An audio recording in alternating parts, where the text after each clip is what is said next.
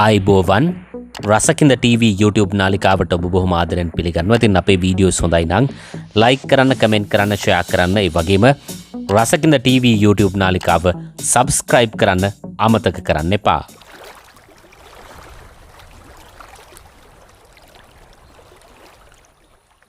තෙත්තයි පැණිරහයි ගැමිකමයි එක්ක අපේ ගැමිකමට සමීප වුණු පුහුල් හොරා කරෙන්දනේ කතාවත් එක්ක අපි සූදානම් වෙන්නේ පුහුල් වලින් පුහුල් දෝසි නිර්මාණය කරන්න.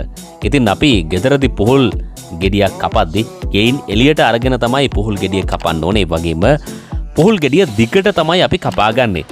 හරහට කපන්නේ නැහැ. දිගට කපාගෙන අපි සූදානම් කරනවා මේකේ ඇට සෑහෙන ප්‍රමාණයක් තියෙනවා. මේ ඇට ටික අපි ඉවත් කරගන්න ඕනේ. ඒ වගේම තමයි පොත්ත ඉවත් කරගන්නත් ඕනේ. දැන් අද හදන්නේ රසම රස පුහුල් දෝසි.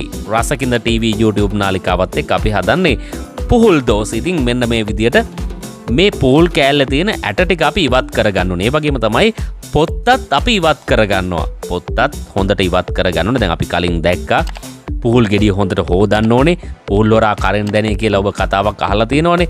ඒ නිසා ඒ තියෙන ටික අයින් කරගන්න නම් ඔබ පුහුල් ගෙඩිය හොඳින්ම හොද ගන්නට ඕනේ. දැන් ඊට පස්සේ මේ කපාගත්ත පුහුල් කෑලි ටික අපි ජලයේ පිරිසිදු ජලයේ දෙපාරක් තුන් පාරක් හොඳින් හොද ගන්න ඕනේ.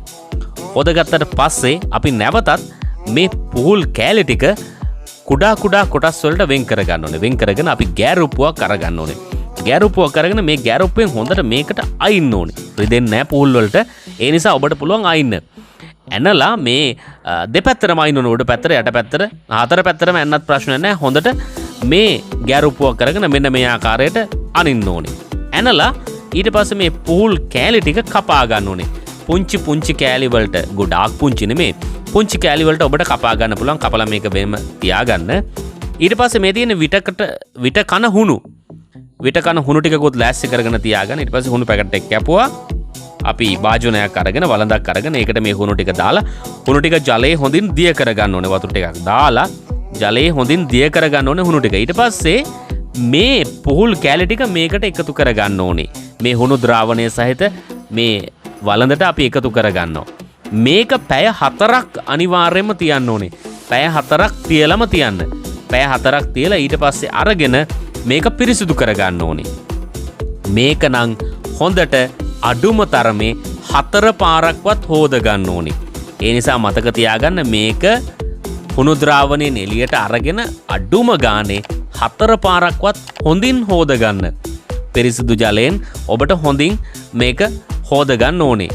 දැන් මේ අපිත් 4 පාරක් මේක හොඳට හොද ගත්තා. ඔබ හොඳට මේ වගේ ජලය කලවම් කරලා හොඳට මේක පිරිසිදුවට සෝදගෙන නැවතත් අපි මේ භාජනයට නැත්නම් මේ වළඳට අපි මේ පුහුල් ටික එකතු කරනවා. දැන් මේ ටික ලිපේ තියන්න තමයි සූදානම් වෙන්නේ.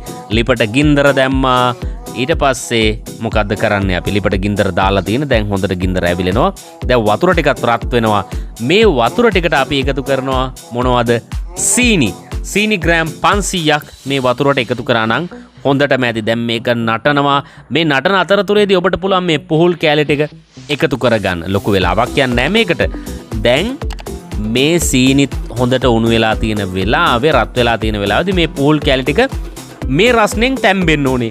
මේ රස්නෙන් තැම්බෙද්දි ටික මේකේ තියෙන අර සීනි ද්‍රාවණය වාෂ්ප වෙලා ඔබට මෙන්න මේ ආකාරයට පුහුල් කෑලි ටික විතරක් මේකේ ඉතුරු වෙනවා. දැන් ඔන්න අපි පුහුල් දෝසි හදන අවසාන පියවරේ තමයි අපි රැඳිලා ඉන්නේ. දැන් මේක භාජනය ලිපේ තියෙද්දිම ඔබට සීනි ටිකක් උඩින් එකතු කරන්න පුළුවන්. අපි දැන් මේක එළියට අරගෙන තමයි මේ සීනි එකතු කරන්නේ. වෙනමම පැත්තකින් තියලා මේකට සීනි උඩින් එකතු කරනවා. දැන් ඔබට හුරු පුරුදු පුහුල් දෝසි තමයි මේ වෙලාවේදී පේන්නේ. ඔබ කඩෙන් ගන්න, වෙළඳ පොලෙන් ගන්න හුරු පුහුල් දෝසි දැන් ඔන්න නිර්මාණය වෙලා තියෙන්නේ. කෑල්ලක් කාලා බලන්න. මේ පුහුල් දෝසි කඩේ තියෙන පුහුල් දෝසි වාගෙමයි ගෙදරදී වසවිස නැතුව අපේ ගෙදර තිබ්බ පුහුල් වැලේ හැදුන පුහුල් ගෙඩිය තමයි මේ විදිහට කපලා රසම රස පුහුල් දෝසි අපි ගෙදරදී නිර්මාණය කළේ. අපිට ලොකු වෙලාවක් ගියේ නෑ.